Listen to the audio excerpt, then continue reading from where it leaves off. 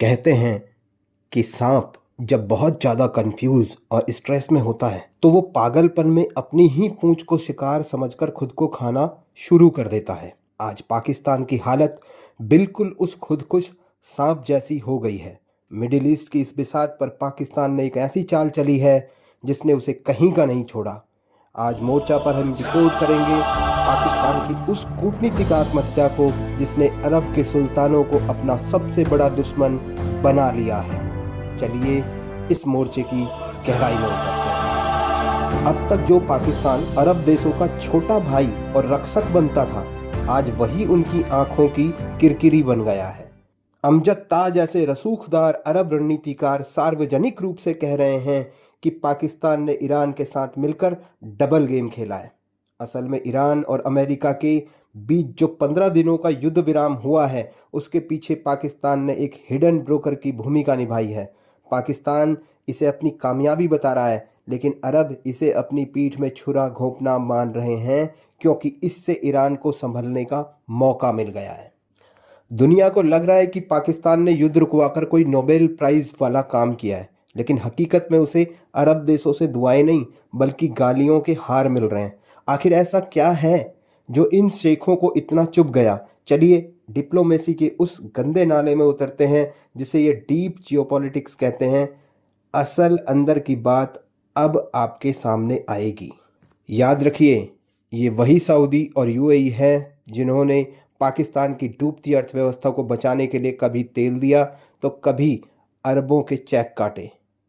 पाकिस्तान के इन जीसीसी देशों के साथ पुराने रक्षा समझौते रहे हैं, जहां पाकिस्तान ने उनकी क्षेत्रीय अखंडता और सुरक्षा की कसम खाई थी, लेकिन जब ईरान को कूटनीतिक रूप से घेरने की बारी आई तो पाकिस्तान ने अपनी वफादारी रातों रात बदल ली।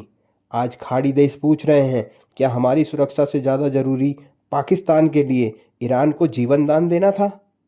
ईरान अब उसी रास्ते पर सीना तान कर टोल टैक्स वसूलेगा जहां से कभी अरब देशों की सल्तनत चलती थी। ये खाड़ी देशों की नाक काट देने जैसी बात है। और जानते हैं अरब ने इसका बदला कैसे लिया? उन्होंने पाकिस्तान की वो नस दबाई जहां सबसे ज़्यादा दर्द होता है, कटोरा। बिल्कुल सही समझा आपने। यूएई और सऊदी अरब ने अब पाकिस्तान को मोहलत देना बंद कर दिया है और अपना एक एक पाई कर्ज वापस मांगना शुरू कर दिया है। जब भरोसा टूटता है तो कूटनीति में सबसे पहले तिजोरी बंद की जाती है। यही वजह है कि सऊदी और यूएई ने अब पाकिस्तान पर अपने पुराने कर्ज की वापसी के लिए दबाव बनाना शुरू कर दिया है। खाड़ी देशों के सोशल मीडिया पर इस समय पाकिस्तानी विरोधी लहर चल रही है, जहां बिट्रेयल यानी धोखे जैसे शब्द ट्रेंड कर रहे हैं। ये सिर्फ जनता का गुस्सा नहीं है, बल्कि ये वहाँ की सरकारों का पाकिस्तान को एक साफ संकेत है कि अब फ्री लंच का समय ख़त्म हो चुका है बॉस।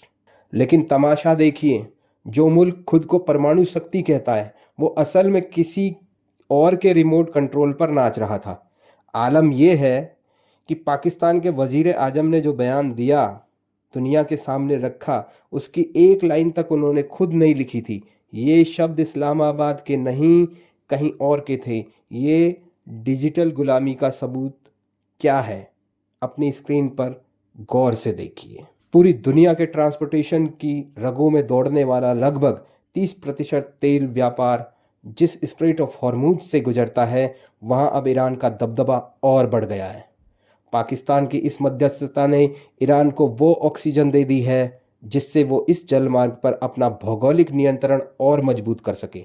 अगर ईरान यहाँ से गुजरने वाले जहाज़ों को रोकता है तो तेल की कीमतें आसमान छुएंगी।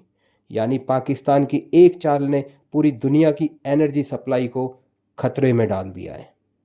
ईरान ने बाजी मार ली, पाकिस्तान ने अपनी इज्जत बेच दी। लेकिन अब बात करते हैं उस साइलेंट प्लेयर की जिसके बारे में सोचने भर से दुश्मनों के पसीने छूट जाते हैं। लोग पूछ रहे हैं, भारत इस महासंग्राम में चुप क्यों बैठा है? क्या वाकई हम सिर्फ तमाशा देख रहे हैं? जवाब है बिल्कुल नहीं। शेर जब खामोश होता है तो समझ लीजिए शिकार की तैयारी पूरी हो। सबसे ज़्यादा चर्चा तो उस डिजिटल सबूत की है जिसने पाकिस्तान की पोल खोल दी।